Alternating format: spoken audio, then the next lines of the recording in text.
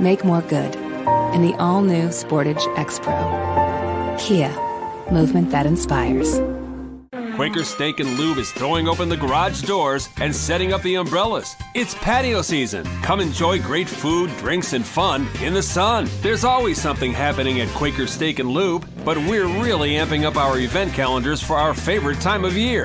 Visit thelube.com to find out what's happening at your local Lube this season. Lunch, happy hour, dinner, or late night, indoors or outside, at Quaker Steak and Lube, you'll always find big flavors, friendly faces, and lots of fun. New Trail Brewing Company proudly crafts their beers right here in central Pennsylvania. Brewed with only the best possible ingredients, New Trail produces a variety of year-round brands as well as weekly experimental recipes. New Trail Broken Heels is Pennsylvania's favorite local hazy IPA. This beer is smooth and full-bodied. Hand-selected Citra hops lead to notes of bright clementine and juicy ruby red grapefruit. Broken Heels is perfect for a pregame tailgate all the way through the victory celebration. What's the best mid-size pickup? Tacoma. What's the number one mid-size truck in resale value? Tacoma. Want to get great gas mileage, 4 doors, and 4-wheel drive? Tacoma. Sioka Toyota of Williamsport has over 25 available right now. You can lease a brand new, never-driven Toyota Tacoma for just $379 a month. That's 30 months, 3,000 cash or trade, 10,000 miles a year. This is while supplies last. Buy yours or reserve yours today and see the Sioka difference. And remember, tell them Johnny sent you. We welcome you into yet another edition of the Lion Country Kia Goon and Ironhead show. This is said Goon. Mm-hmm. This is said Knucklehead, Ironhead, and we've got said Quaker Steak and Lube. We are indeed.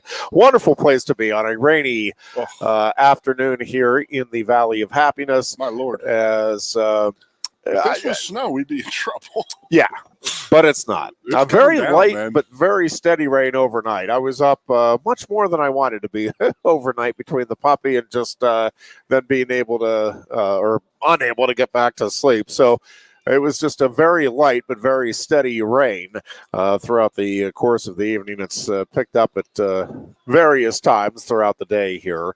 And let's start, Goon. I just talk a little bit about Penn State basketball, because that was a really good win that I think quickly put the brakes on what you could see potentially developing into a problematic losing streak. A couple of rough games, and obviously they shot lights out, which always helps. But you know, what I loved seeing in that game was just kind of the resolve. Every time Indiana made a bit of a run, and you're like, this could get interesting. It's like, nope, no, it's not going to get interesting. I mean, Indiana pushed it a couple times to like 5-point deficit, and then Penn State, just kept responding with usually a barrage. Historically, they would have shots. Folded, and a team like Indiana would have come back on them. Yeah, I like what we're seeing. The Big Ten is brutal. We were pre-gaming, getting tickets for the Nebraska game next a week from Saturday for a bunch of folks, and just started kind of sitting down and looking at the schedule. And as always, it's a dangerous thing to do either way, to try to chalk up wins or losses. But it's going to be a very tough stretch for Penn State coming up. But the way they are playing right now, and I think the resolve this team has, I mean, we've been saying all along, I think if they can get to 500, which is where they're at right now, but I mean, if they can be for the season 500 in the Big Ten, I think they're a tournament team. Yeah. But that's a lot easier said than done. I mean, Correct. 500, on the surface, it's like, okay, just, win a game for every game you lose. That's fine, except that you're playing pretty consistently top 20 type teams. And even when you're not, you're playing dangerous teams that are capable of beating top 20 caliber teams. So, but I love Shrewsbury. I just love what he brings to the program. And his approach, and I think they do have a veteran lineup now, and I think these are guys that are kind of all in on what it is that they're trying to accomplish. And I don't think they get fazed by having a bad game or two. right? And I don't think they're going to get carried away by having a good game or two. I think that's important in the overall scheme. 2 losses to a really good, obviously the best team in the country in Purdue right now. Hung in there for the half, but then, the Michigan game last week, it's a tough place to play. Any basketball player will tell you that. Chrysler is a very, very tough place to play out of Michigan. Now, that being said, they're coming here in a few weeks, and now you got to make this place a tough place to play. And I think what people are saying, and I want to hear your opinion, and I pretty much know your opinion. We go down to the Palestra, we sell it out. It's a great environment. The place is rocking and rolling. And we have the ability to do that on our campus. The exact same dimensions. Everything was the same. Yep. Do we go and do that and, take a step back from the Bryce Jordans that are in play play some games in the Big Ten? And the Big Ten won't allow that, obviously, with the facilities and this and that. But can you would love to see that, right? At Rec Hall? Yeah. Sorry, I didn't say Rec Hall, but yeah. No, I think, going back to what they had with doing a game a year, I think that is, and maybe in the rare occasion you have 2 games. But I think having a game a year, I know there's some, there are some real issues there, logistical and amenity wise. And I think it's difficult with where Shrewsbury, I think, is taking the program in pretty short order here. You're going to have a lot of fans left out. The hope is that they're going to have season tickets that will surpass what you can hold in Rec Hall, and right there, then you're in a real. That's just nice logistical. To have that. No, I do. I love the idea. I just think, at this point, unless or until they make some significant renovations to Rec Hall, and even that, it's probably debatable whether or not it's doable. I think really, if you're going to do it, it's not with a conference game. It would be with one of those like Christmas break type games. What was it, Princeton 10, 12 years ago? We had and it was neat, and it was great. It was really neat, and I think that may be Isn't it funny? More possible. Basketball wants to go to Rec Hall wants to stay out, and wrestling does not want to go to they want to do everything in Rec Hall. Yeah. But I was talking to Chris off the air, and I don't know what it is if we can do anything as a university to try and get some of the bigger games on weekends up here, because it is just such a hard environment to have somebody like. How fast did we fill the Palestra last week? It sold out in an hour. Yeah, it's like there's Philadelphia people who love basketball. There's Pittsburgh people who love basketball, but it is not a night trip. You can't leave work 3:00, drive 3 hours, go to a basketball game, get back into a car, and drive home and go to work the next day. No question. It's physically impossible. Well, and listen, let's be honest. If you're a diehard, you might consider that. Yeah. If you can't go home and just flip it on your TV, and then you're in bed and everything, so that.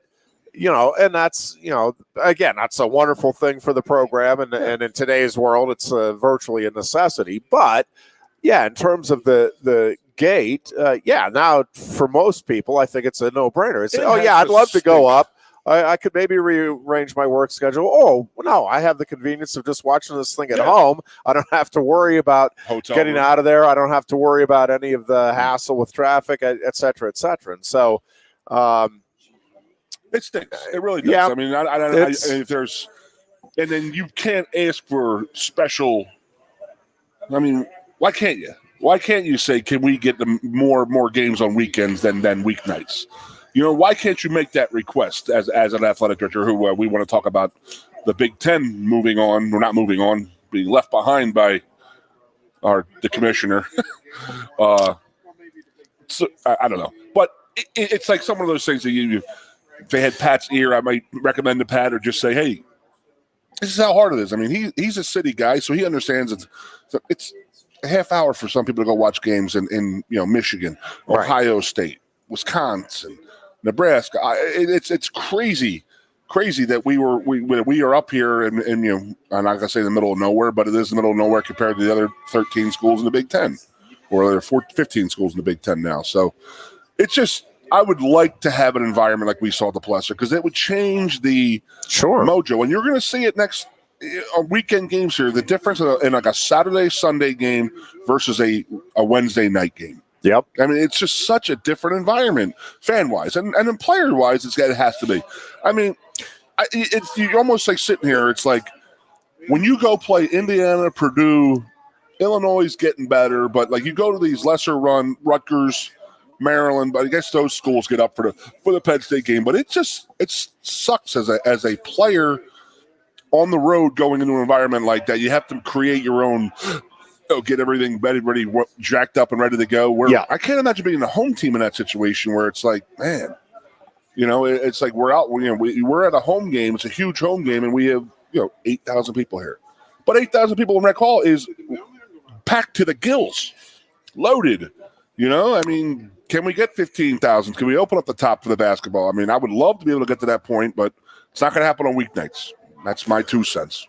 Yeah, it's very difficult, I think, with everything that's in play there. And listen, with the other part of that, Goon, is a lot of these games now are 8 o'clock or later tip-offs during the weeknights to accommodate TV. I mean, you got some 7 o'clocks, but you're also in that kind of catch-22 there too, because if it's a 7 o'clock game, again, if you're getting off work at 5 in Harrisburg, that's I mean, you might be able to get there right before tip-off or pretty close to it, but you might not either. Do you want to, with the prices being what they are and everything else, again, do you want to do that? Because 7 o'clock game, you could still get home reasonably, still late, but, 11 o'clock or so from Harrisburg. But if it's an 8 or 9 o'clock tip, again, now you have plenty of time to get up. But my gosh, now by the time you get the drive home, you're kind of destroying yourself for the next day. Yeah, we're talking about how Penn State the university can work its way back into the good graces of the local town people and stuff like that. What does that? People can make money. You have more people coming in on weekends. You have more basketball games on weekends, and restaurants are full, hotels are full, type of thing. And it's just something we need to go and get after. I think we need to make like how Pat said. It's complete bullshit that Penn State football opens this schedule 13 of 16 years on the road. Something's going to be done about that. Well, so could something be done, or is that asking too much and giving us a benefit?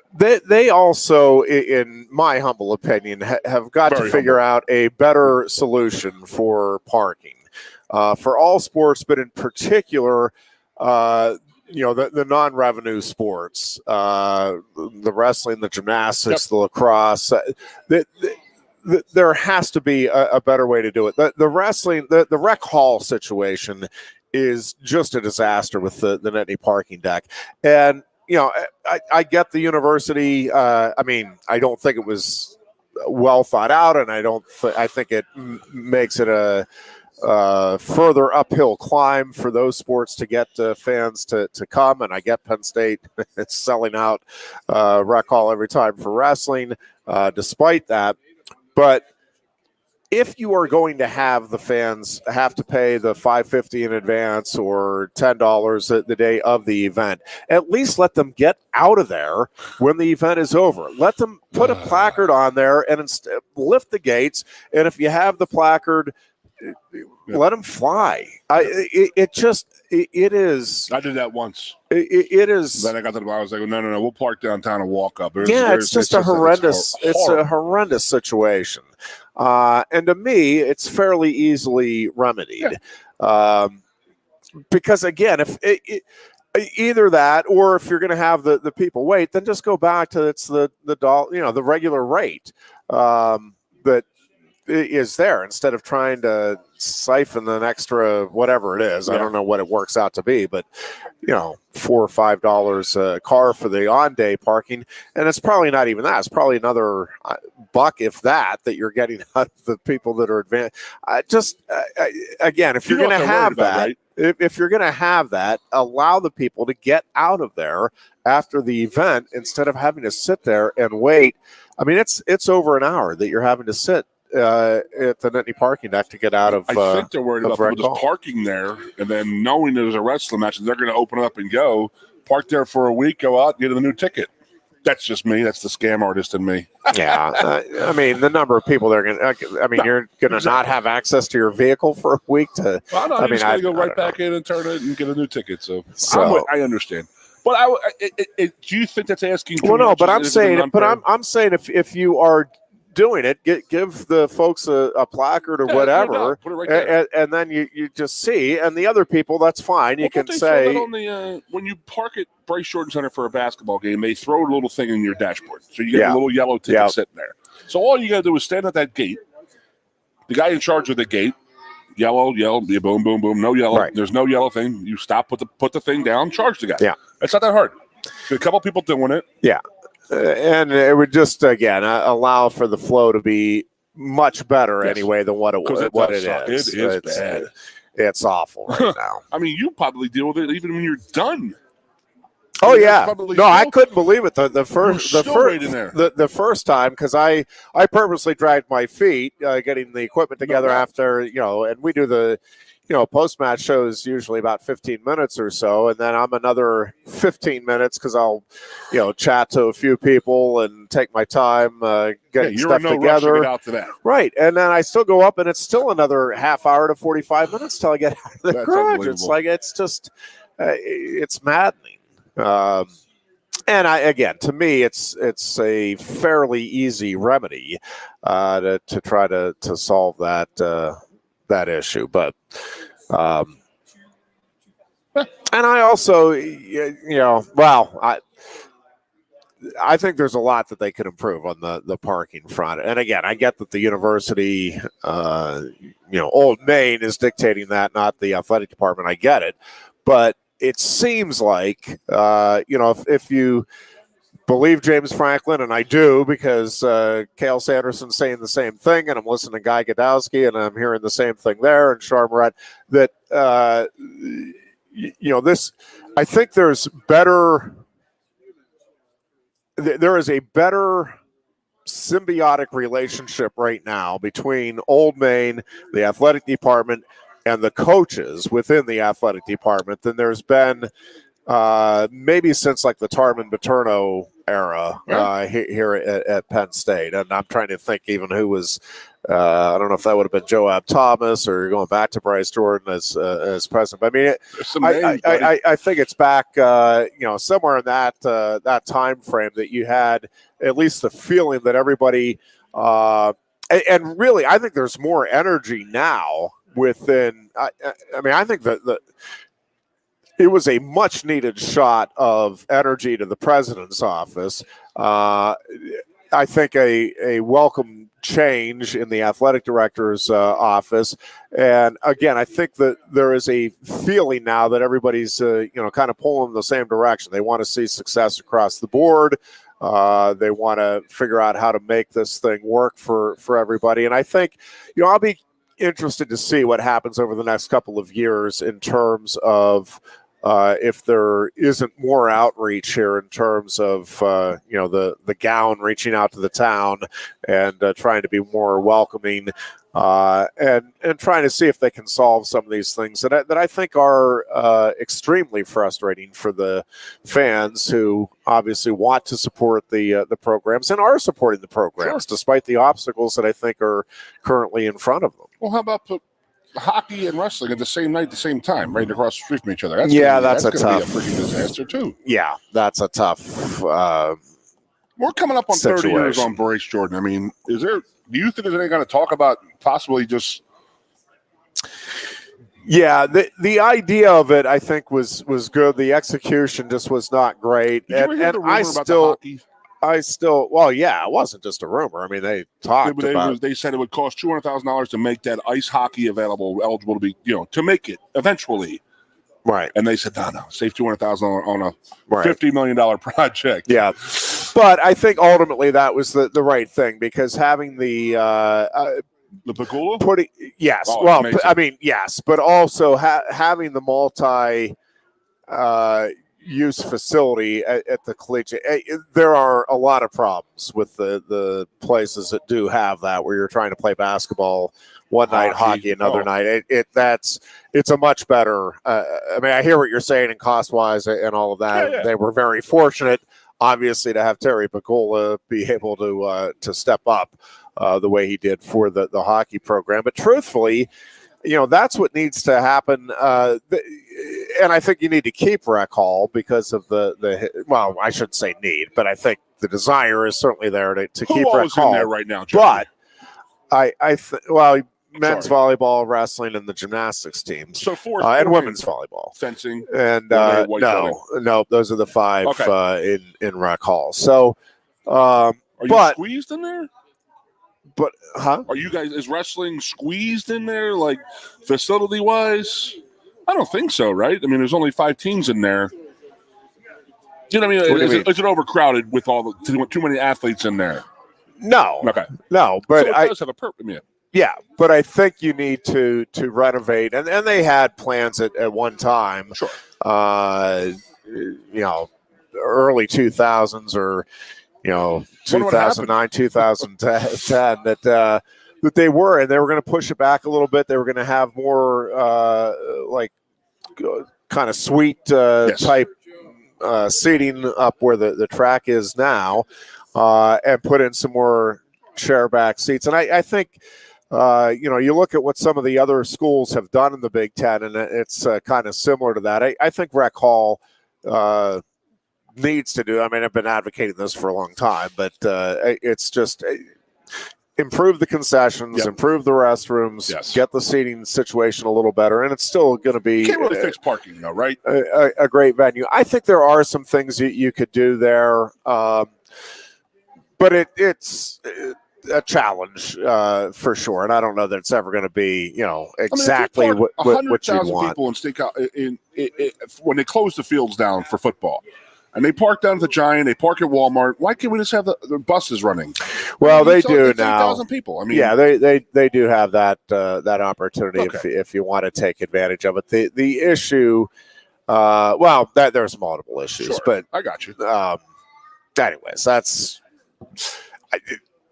I'll be curious to see what happens here over the next couple of years in terms of outreach to the community. We can make it like we were up in Detroit and have you up like 64 stories in the air looking down, bro.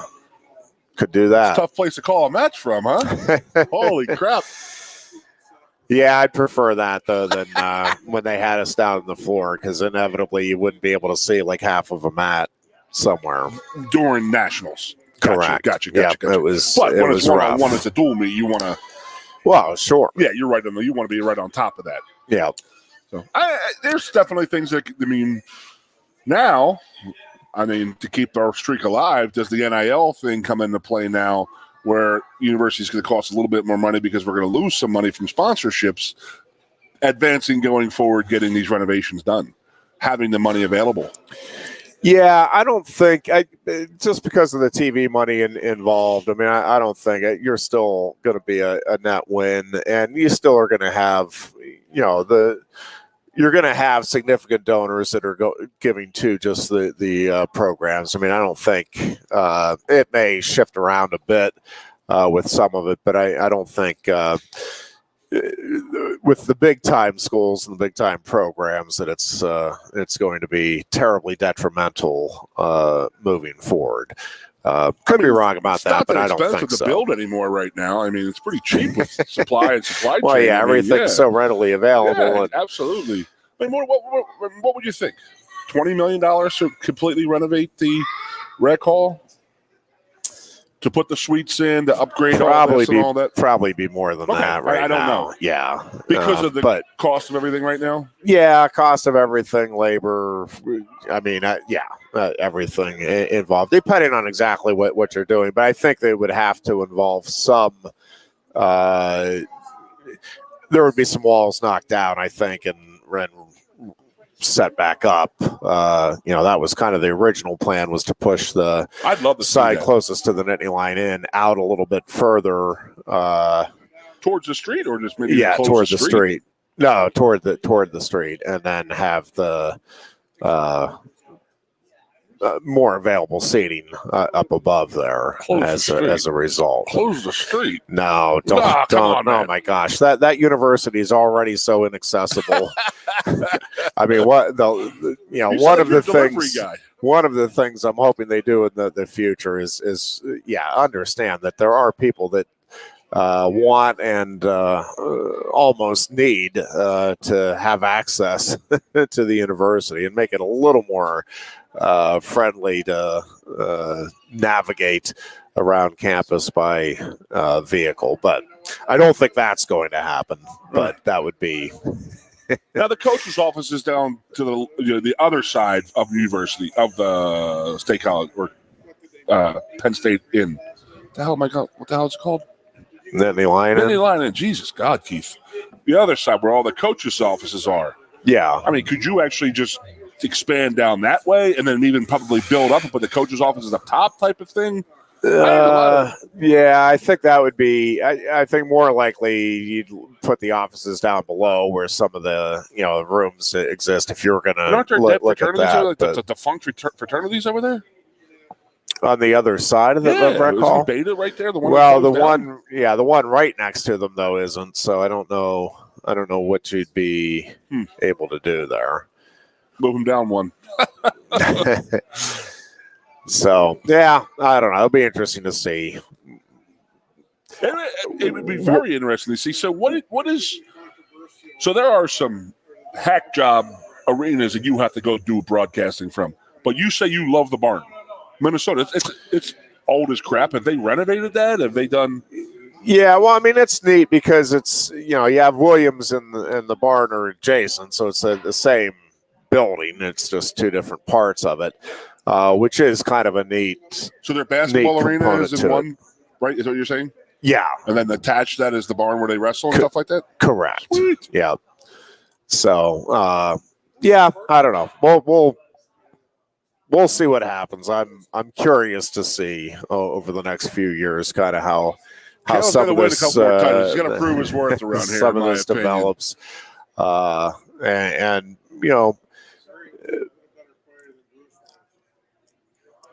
it'll also be interesting to see, just from a university perspective, not the athletic side, but with some of the properties that the university currently has, if some of that stuff gets freed up,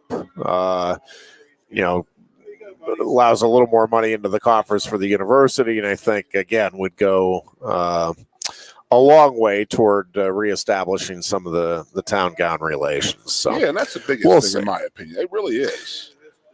You're talking about town down. You're talking about the relations with hotels, bars, restaurants, all of that stuff downtown, and how the town and the university. They work in the university. Is the university using the town? Is the town using the university? I'm completely on board with you on that.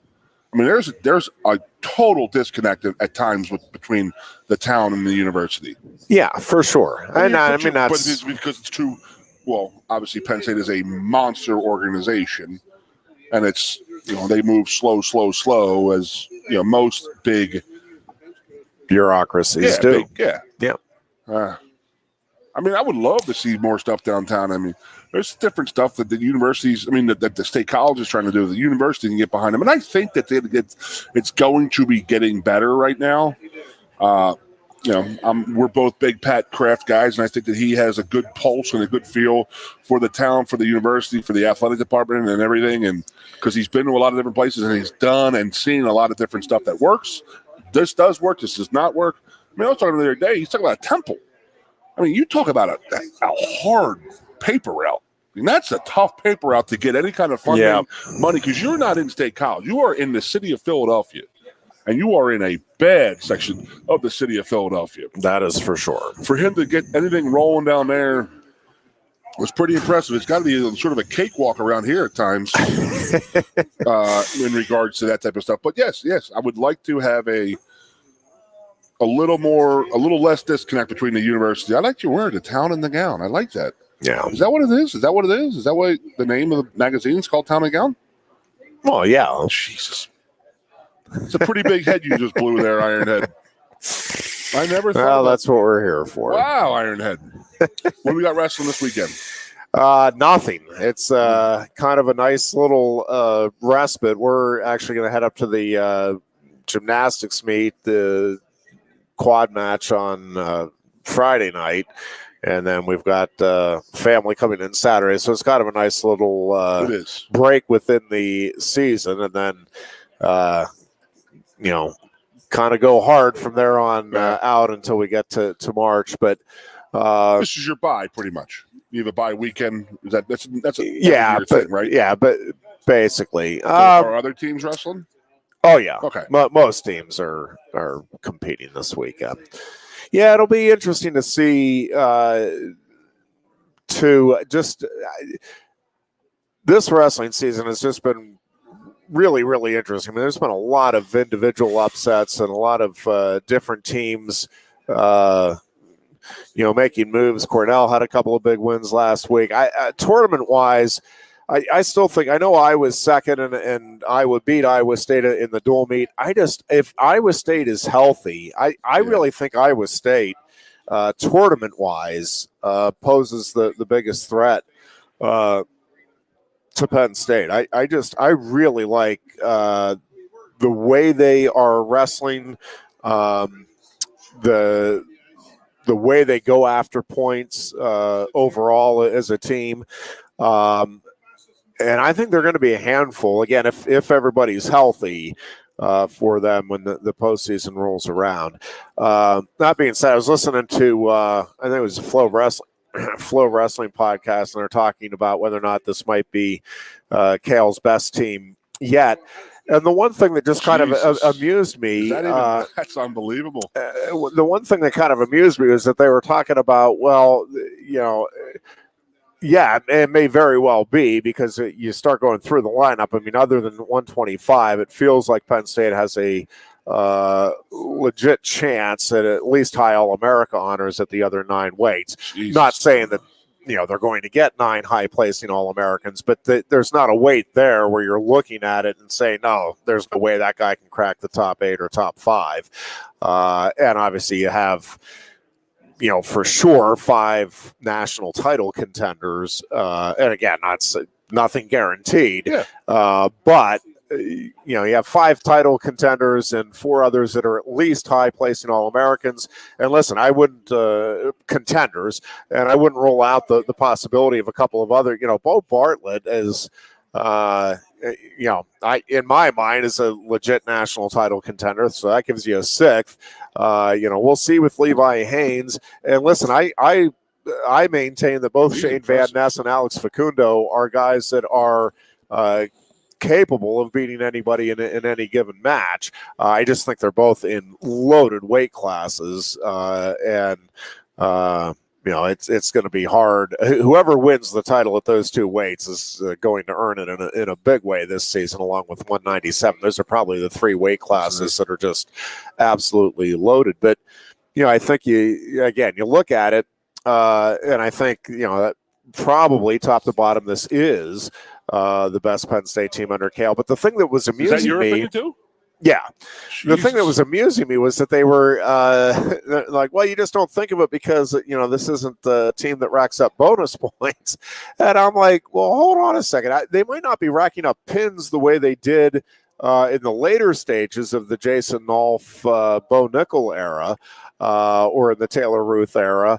But bonus point wise, Roman Bravo Young is beating everybody by bonus points to this point. Greg Kirkfleet is beating everybody by bonus points to this point in the season. Carter Storace and Aaron Brooks are both putting up a lot of bonus points. Max Dean, when you look at the postseason opportunities, you're virtually, if you're projecting it, you're virtually assuring Penn State of bonus points in at least those first couple of matches at the national tournament. I mean, that's a lot of bonus point scoring. I think Levi Haynes will have to see how everything develops, but he just people are saying he just majored. No, I mean, you knew. I mean, he was this early, this quick, and I thought it was just because of the way he trained last year and what we saw in the 2 open tournaments that he won. Exactly when he was going to emerge as a national figure. I mean, I think I really do think they were hoping to redshirt him. I just think that you're just seeing, that rapid advancement right now where, and that's a weight class too that I think is fairly open. And I think, I think they're thinking rightfully that by the end of the season, if Levi Haynes gets matches under his belt and keeps building on what he's doing and gets that experience, that he's going to be right in the mix. Again, I don't know that he's going to win a national title, but I think he's going to be a guy that can score a lot of points for you at nationals. And by the way, I think both Van Ness and Facundo are capable of getting bonus points in the early rounds again at the least. So, I'm not sure I'm buying that this isn't a team that has the bonus point scores of teams past, along with the overall balance in the lineup. So again, we'll see how it all plays out. Awesome. But if I was a betting man, and I'm not, but if I was a betting man right now, I think Penn State, if it's healthy, has a real good chance of scoring the most points that it has under which means the most points that it's scored in school history at the NCAA tournament this year. And again, nothing guaranteed, but I think that's there's certainly that possibility when you look at the point scoring potential in each of the final 9 weight classes. Yeah. And we got hockey. Big weekend at Sparty this weekend. Huge weekend. Alan was telling us another big opportunity. Our hockey guy here. He said the players they've all bought in pretty good, man. So, and that's a hell of a thing to do because and that's another one. A good coach. Yep, and that's another one where it just feels like things have kind of come together. Yep. As a program where you get the right mix, you get some things that kind of break your way, and you get that confidence going. And I just think in both the hockey team and now the men's basketball, I think you have coaches that know how to recruit, which is obviously a huge part of it, and know how to do the game day management. And I think that that makes it exciting for fans when you have coaches that I think you truly can believe in and trust are doing the right thing and putting your team in the best position to have success. And much the same thing with hockey as it is men's basketball, though. It is a grind, man. Like, you just start looking around the Big Ten, and it's long, like, man. Holy cow. It is. It's long, but it is also loaded. Yeah. I had to look up the standings the other day because I'm going to the Wisconsin game in a couple of weeks. I got people coming up. So I'm looking at them. I'm like, Wisconsin, they're going to be huge. It's a great team. And they're in last place. I'm like, how the hell is Wisconsin in last place in hockey? Yeah. But just good fun times, man, to be a Penn State sports right now.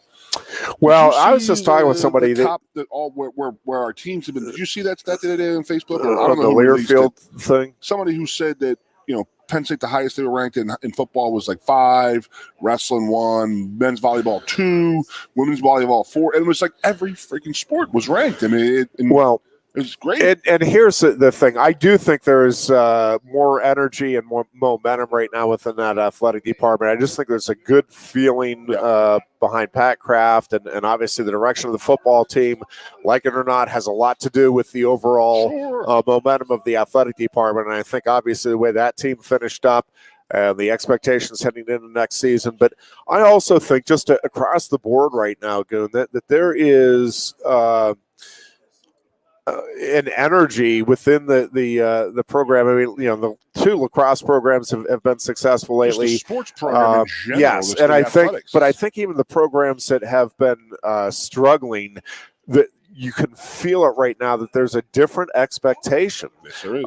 And but it's not an expectation. It's not like, hey, you better go figure out how to win. It is, how can we help you do what wrestling is doing, have the success that the lacrosse teams are having, that the women's soccer team is having, and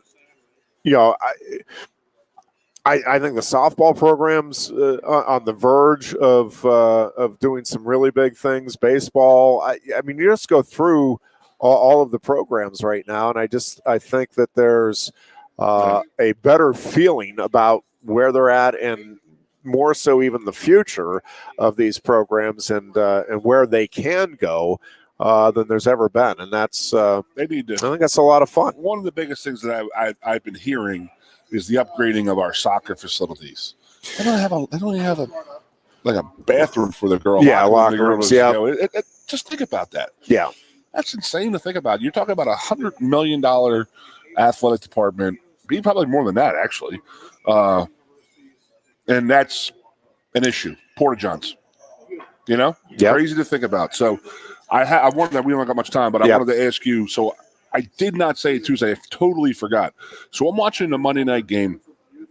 Monday night slaughter, and McElroy. Supposed to be I think it was McElroy who was talking, because they were talking about back-to-back titles and how hard it is to do it. It's a very hard thing to do in Georgia. That was the big thing. So they were talking to Saban about it, and I think McElroy got on there, and he was like, "I'm going to tell you what Nick Saban said." He goes, "We got about a day and a half back on campus, and we had our first team meeting for next year's team." And he said, "That's over. That's yesterday." I see. He goes, "If you think that you deserve shit for anything that team did, you're crazy. You're crazy to think that you have nothing. That team last year won it. You have nothing. You're nothing." And you're talking to some star players who led that team, but now it's a whole new team. A day and a half to sit back and relax and enjoy it, man. That's an unbelievable mindset.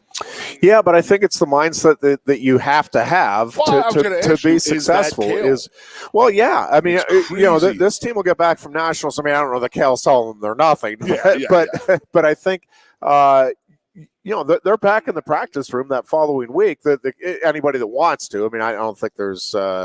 Trying to think how that. There's definitely not mandatory college practices, obviously that next week, but a lot of those kids obviously are then going right into freestyle season, so they're coming in for the Nittany Lion Wrestling Club, and you might have won a national title, but now you're getting ready for it's a little different in that regard. I mean, you're getting ready for international competitions in a lot of cases, but even the guys that aren't, that are going to take the summer off from outside competition are still, by and large, those guys are going to come in and be working out with the club guys, and you get back to it, and it's how can I improve? How can I get a little better and start working on things, from a technical standpoint right away. And I think that's healthy.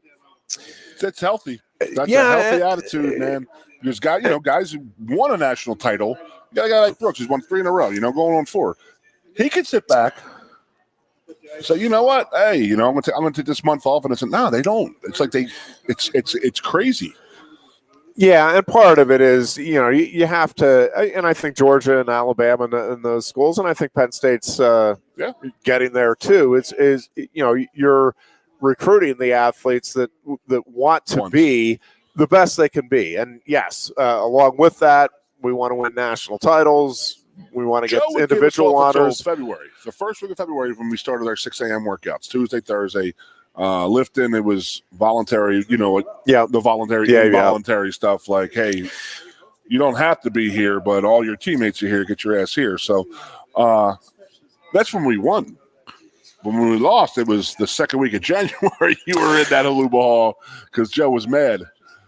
But listen, and I think, I could argue and these kids understand health and diet and training so much more than you and I do. For sure. God almighty. Yeah, and I think even that the coaches now, by and large, one of the many secrets, and not that I'm giving away a secret here, but one of the many secrets to Penn State Wrestling's success is that they it's not just about working harder, right? It's working smarter. And part of the working smarter is, your body needs rest. You cannot, in a sport like wrestling or football or hockey, I mean, any of those sports, you cannot be 365 going as hard as you can. Your body has to get, and your mind has to get some downtime.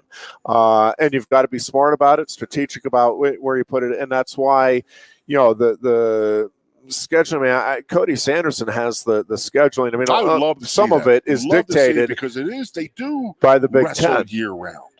They do different stuff, and like football, it's like you got your 4-month window right there. Yeah, you're training for that. With wrestling, there's guys going to the nationals. There's guys going, summer tournaments, and right. It's crazy. But it is. But you've got to be smart about what it is you're doing. Do some guys have different because they're doing different events and different tournaments and different styles? Sure. Okay. So in terms of the training? Yeah. So each guy has his own little regimen type of thing. Yeah. I mean, you see awesome. You see what work. I mean, the other thing is, I mean, different. There are some guys that just need the downtime. It's like I know there's freestyle and I want to be successful in freestyle, but while I'm in college, I need some downtime.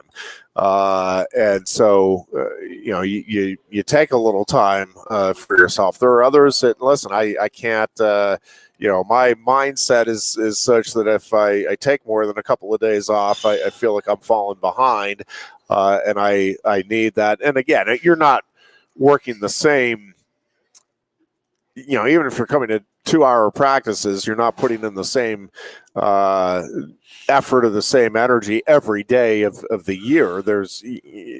You're going to change up what it is you're doing depending on whether you have a competition coming up or you're just coming off a competition. And part of it too is just knowing your body and feeling, okay, you know what, I need a day off here because I can feel my body getting too tight. Again, I go back to these kids have a better feel than you and I did. Yeah, and I think they have more resources now for sure as well. Yeah, and you're going to tell me that me as a sophomore in college, I understood my body. I just started lifting, right 2 years before.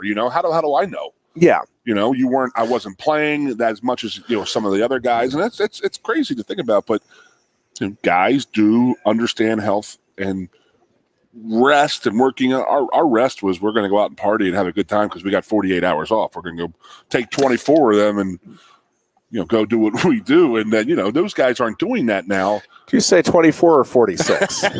Well, did you see? Did we talk about Stetson Bennett's interview on Good Morning America? No. Oh, Jesus. If you have the YouTube, look it up. YouTube. I did not. Yeah, Good Morning America bought Stetson Bennett on Tuesday morning, and I guarantee you they pulled him out of a bar. There's no doubt. Michael Strahan was like, hey, man, how much sleep did you get this night? He's like, yeah,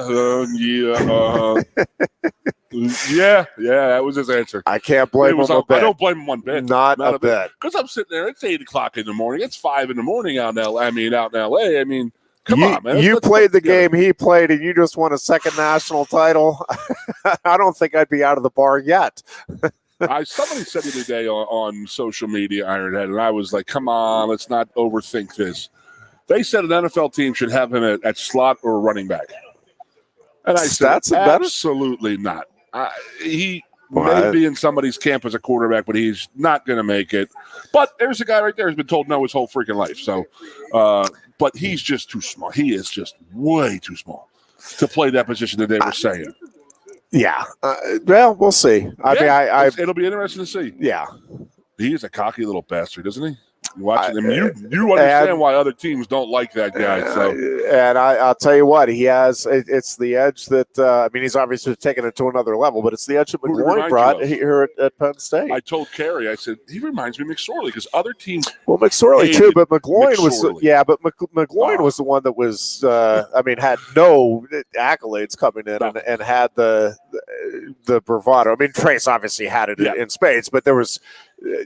More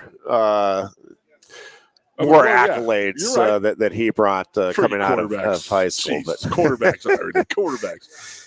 Talking about quarterbacks now. Real quick, your thoughts on the NFL weekend? Buffalo advance, obviously. It just thinks that Miami is on a third-team quarterback, but it is part of the. And it goes back to what I mentioned a couple months ago about the NIL and the transfer portal. It's like, you're not going to have quarterback depth in college football soon, so you're going to go down these routes. If your starter gets hurt, you're going to be in trouble in college football soon. No. The big one is Tampa Bay and Dallas. Do you think that Dallas gets through? They haven't won a road playoff game in years. They're going to go up against Tommy Terrific down in Tampa on a friggin' Monday night. An NFL playoff game on a Monday night. I never thought I would see that, but so then automatically that is the game I'm most interested to see. Cincinnati, Baltimore, because that was a pretty sloppy game this past weekend. But I think Baltimore's got a lot more to give than they're really showing. Losing Lamar stinks, man. I can't see. They're not going to score enough points. I mean, the Bengals.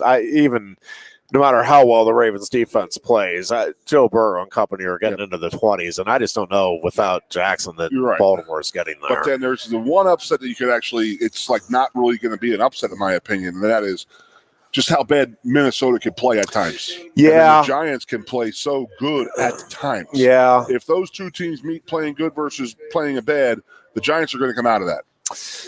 Yeah, I mean, they definitely have a puncher's chance. Yeah. There's no doubt about that.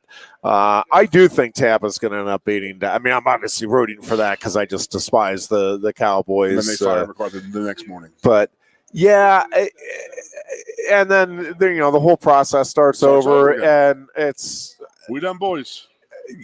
Yeah, it's a foundational issue there. It's not they keep thinking they're going to flip the magic switch with the head coach, and that's not. I would argue that clearly is not where the issue has been all along. He wants Sean Payton. He wants. Yeah, Payton. and but I don't. That's an interesting discussion point. Maybe we'll delve into that a little bit more next week, but. I don't know that Peyton. I think there are other opportunities that are out there that would be much more attractive to Peyton because I think Peyton wants control, and you're just not getting it. I mean, even if you're told you're getting control, you're not getting control. And I think I don't think the doors were getting knocked down for Mike McCarthy. He knows that. I think he went there knowing, okay, I'm not going to have the control. I think I think that Cardinals. And New Orleans is going to want a lot for him because he's still on a contract. Yeah. They're not going to give him away. Yeah. No, I think that Cardinals job is, to me, one of the more intriguing potential matchups with coach and organization. I don't know about Denver. It'll be interesting to see. Yeah. Denver they have money. They do. They have big time. And they're willing to spend it. And arguably they're closer even than the Cardinals because I think there's just so much uncertainty right now around Kyler Murray, and I don't know if Peyton looks at it and says, "Hey, with me in charge, Murray's going to have success," and if so, I think that's an attractive spot. I don't know. It is going to be an interesting, as it always is, off season as well in the NFL. And as an Eagles fan, you got to sit there and say the biggest threat right now is the San Francisco 49ers. Oh, they're just absolutely crushing people right now. No question. That offense, defense, everything. So then they are a physical football team. Maybe, hopefully, pray that the Seattle Seahawks get a bug up their butt and upset them. Maybe that would be fantastic. Get them out. But I do want to see. I mean, I said it. Fifth week of the season? I want to see Buffalo and the Eagles play in the Super Bowl. Yeah, and I would be torn to hell. Who the hell I'm going to root for, man? It would be very, very bad. I would not be as torn. I know, but I wouldn't mind seeing it. Yeah. We will be back on Tuesday, and we'll talk about all of those NFL playoffs and much more. And we'll be back here at Quaker Steak and Lube to talk about, man. Woo-hoo. Yeah, lots to delve into. You'll be well rested. No travel Tuesday's to the program. Ironhead. This is very true. So until Tuesday, be good and be safe. Woo.